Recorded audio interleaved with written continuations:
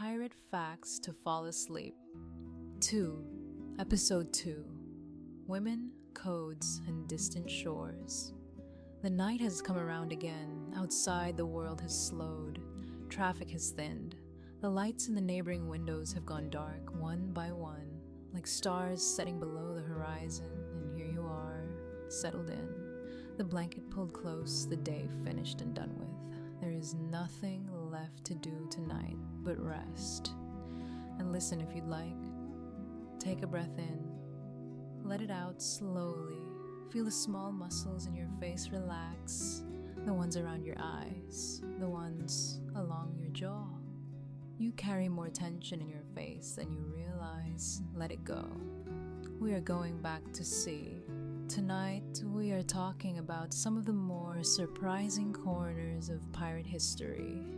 The things that didn't make it into the movies. The facts that are stranger and more human than the legend. We will talk about women who became pirates when it was barely conceivable for them to do so. We will talk about what pirates actually ate and how they slept. We will talk about a Welsh landowner who walked away from everything comfortable and went to sea. And we will talk about the stars, as we always do. Those steady points of fire that guided ships across oceans in the dark, long before anyone had anything better to go by. This is Pirate Facts to Fall Asleep to, Episode 2. Let's start with two names, Anne Bonny and Mary Red. In November 1720, two women stood trial in Spanish Town, Jamaica, charged with piracy. This was not unprecedented in the broadest sense. There had been female pirates before, in various parts of the world. But in the context of the Caribbean Golden Age, Anne Bonny and Mary Red were remarkable. They had sailed with a crew, participated in raids, and by all contemporary accounts, fought with more ferocity than most of the men around them. Their captain was a man named John Rackham, known as Calico Jack for the distinctive calico cotton clothing he wore. He was not a particularly successful or notable pirate by the standards of the era. He captured mostly fishing boats and small merchant vessels along the Jamaican coast. But his story became famous because of the two women who sailed with him. Anne Bonny was originally from Ireland, born to an attorney and a servant woman, and had moved with her family to South Carolina as a child. She had married young, a sailor named James Bonny, but left him to join Rackham on his ship. The exact circumstances of how she came to be on the crew are somewhat murky in the historical record, but it appears she made the choice deliberately and with full awareness of what she was choosing. Mary Red's story is even stranger. She had reportedly been raised dressed as a boy. Her mother disguised her to claim an inheritance that required a male heir, and she spent much of her early life moving between male and female identities with unusual fluency. She had served in the British Army as a soldier, using a male name. She had worked as a sailor. She ended up in Nassau, the great pirate haven of the Bahamas, and eventually joined Rackham's crew, either by choice or after her own merchant ship was taken. Let your breathing slow. There is nowhere you need to be. You are warm and safe. The crew of Calico Jack's ship, the Revenge, was captured in October 1720 by a Jamaican privateer captain named Jonathan Barnett, sent to suppress piracy in the region. The account of the capture, recorded in a book called The Trials of Captain John Rackham and Other Pirates, published in 1721, describes how, when the privateer came alongside, most of the male crew retreated into the hold, too drunk or too frightened to fight. Anne and Mary reportedly stayed on deck and fought alone. Mary Red is said to have been so furious at her crewmates that she fired her pistol into the hold, wounding one of the men hiding below. She reportedly shouted at them to come up and fight like men. They did not. She and Anne were eventually overpowered by sheer numbers. At trial, both women were sentenced to hang. Both pleaded pregnancy, and under English law, execution of a pregnant woman was delayed until after she gave birth. Mary Red died in prison, likely from fever, before she could be hanged. Anne Bonny's fate after the trial is genuinely unknown. There is no historical record of her execution, and no confirmed record of her death. She simply disappears from the written history, which has led to centuries of speculation. Some historians believe her father may have arranged for her release. The truth is simply lost. There is something quietly extraordinary about that, a life so fully documented up to a point, and then gone, like a ship sailing past the edge of the known chart. The night is deep. The stars outside are doing their turning work. Let's talk about Polaris again, because it fits here. The North Star is not, strictly speaking, perfectly aligned with the Earth's pole. It is close, not within less than a degree, but the Earth's axis wobbles very slowly over time in a cycle that takes about 26,000 years. This wobble, called axial precession, means that the North Pole doesn't always point at Polaris. Around the year 2700 BCE, the North Star was actually a different star, a star called Thuban in the constellation Draco. And in about 12,000 years, the North Pole will point toward a bright star called Vega, one of the most luminous stars visible in the summer sky. Pirates in the golden age of the 1700s were lucky. Polaris was then, as it is now, nearly perfectly positioned. But the sailors of ancient Egypt, navigating the Mediterranean thousands of years before them, used a different sky entirely. The sky they trusted is not the sky we have now, and the sky we have now will not be the sky of sailors 3,000 years from now. All navigation, in other words, is a function of when you were born. The sky gives you what it gives you, and you learn to read it. Golden Age pirates used several instruments to measure the angle between stars and the horizon. The cross staff was one of the oldest, a simple wooden T shape that a sailor held to his eye to align the cross piece between the horizon and a celestial body, then read a number off a scale. The quadrant was more accurate, using a quarter circle marked in degrees with a plumb line to measure vertical angles. By the early 1700s, some navigators were using a device called a Davis quadrant, or backstaff, which allowed them to measure the sun's altitude without looking directly at it, a meaningful improvement in comfort and accuracy. Longitude, however, remained largely unsolvable throughout the Golden Age. Without an accurate clock, and their marine chronometer wouldn't be perfected until the 1770s, sailors could not determine their east-west position with any precision. They knew their latitude. They knew roughly how fast they were going and what direction they were heading. And they estimated the rest. This method, called dead reckoning, worked reasonably well over short distances, and it was wildly inaccurate over long ones. More than a few ships in the age of piracy wrecked on shores they thought were 50 miles away. But tonight you do not need to navigate. You know exactly where you are. You are exactly here. Let that be enough. Let's talk about what pirates ate.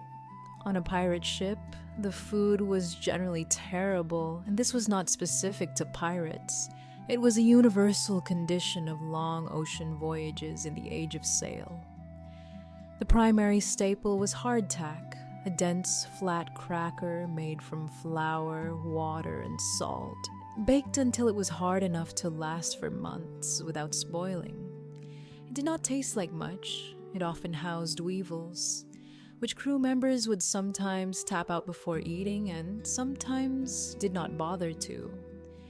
Salt beef or salt pork was common, preserved in brine in barrels. It kept for months, but was intensely salty and had to be soaked in water before it was edible. Fish were caught when possible. Rum was consumed in significant quantities, partly because it didn't spoil the way water did, and partly because the conditions of the voyage made sobriety feel optional.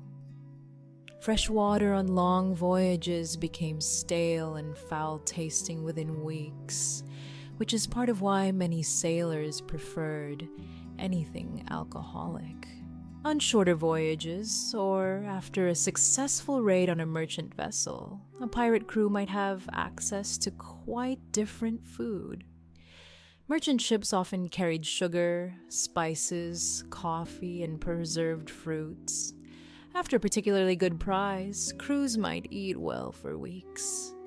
The contrast between the feast and the famine was sharp and frequent. Ships had to stop regularly to take on fresh water, and every few months, the hull had to be careened, dragged onto a beach, and tipped on its side so the barnacles and seaweed could be scraped off. Barnacles slow a ship considerably, and speed was survival. During careening, the ship was completely vulnerable, and crews kept armed watches at all times. The men slept in hammocks slung between beams in the lower decks, rocking gently with the motion of the ship. A hammock on a ship at sea is, by many accounts, actually a reasonably comfortable way to sleep. It moves with the ocean rather than against it, and a sleeping person stays relatively level even when the ship rolls. First-time sailors often found that they adapted to sleeping in hammocks faster than they expected. The below-deck air was thick with the smell of salt and tar and unwashed bodies, but above, through the hatch, the stars were always there.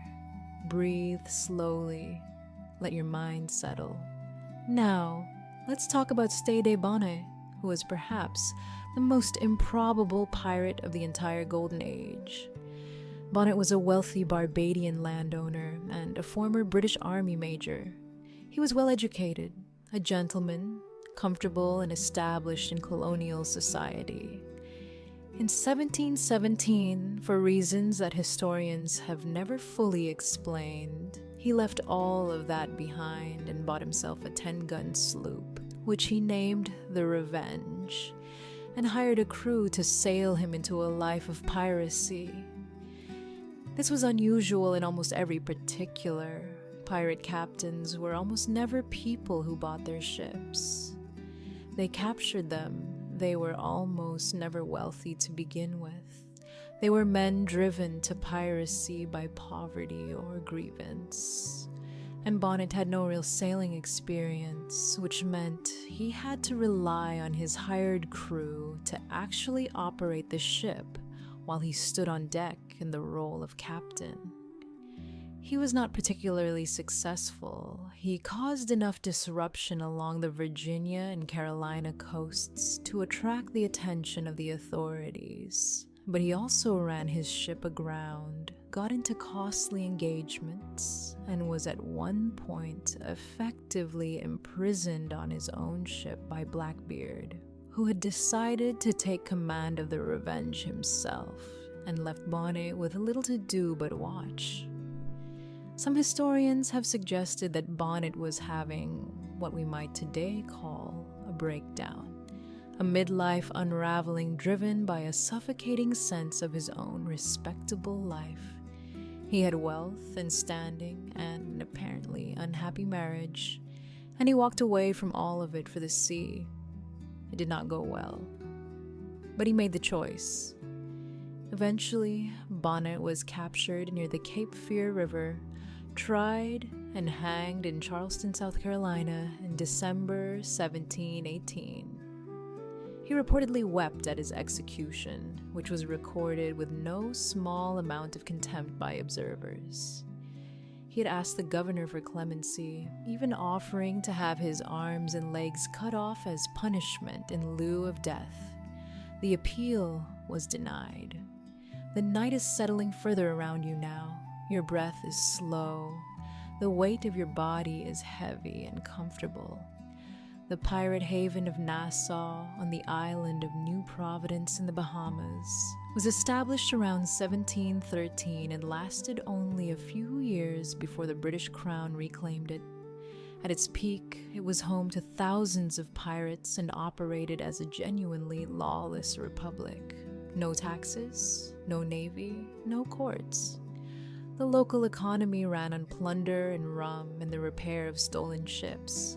Pirates lounged in the sun, spent their shares at the taverns, and sailed out when they needed more. Its founders included Blackbeard and a man named Benjamin Hornigold, who had been Blackbeard's mentor and captain before accepting a royal pardon in 1718 and switching sides to become a pirate hunter. The British took Nassau back in 1718 when Woodes Rogers arrived as the new royal governor. He offered pardons to pirates willing to give up their trade. Many accepted. Those who didn't were hunted down. The Republic was over in a matter of months, replaced by the familiar machinery of colonial authority. Courts, jails, a gallows at the harbor's edge. Rogers famously coined a motto for the newly pacified island: Expulsis pirates, restituta commercia. It is Latin for pirates expelled, commerce restored. Nassau today is the capital of the Bahamas, a modern city with hotels and cruise ship terminals, and a busy international airport. The harbor where pirate ships once anchored is full of pleasure boats. The stars above it, on a clear night, are the same. The same stars that are, right now, somewhere above your roof. You can't always see them. Clouds get in the way, city lights drown them out. But they are there. They are always there. Polaris is exactly where it always is. Orion is on his long, slow journey across the winter sky. The Milky Way stretches from one edge of the darkness to the other. You don't have to think about anything. The story is winding gently down. Henry Morgan was a pirate, or rather, a privateer, who ended his career not on a gallows, but with a knighthood. He was Welsh, born around 1635, and by his 30s he was leading large-scale raids against Spanish colonial cities in the Caribbean. His greatest achievement was the capture of Panama City in 1671, a raid involving 30 ships and 1,200 men that crossed the Isthmus of Panama overland through jungle and harsh terrain before taking the city and burning much of it to the ground. It was the most ambitious pirate raid in the history of the Americas.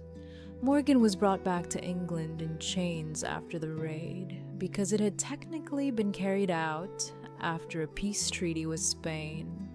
But rather than executing him, the English government recognized his effectiveness, knighted him, and sent him back to Jamaica as its lieutenant governor.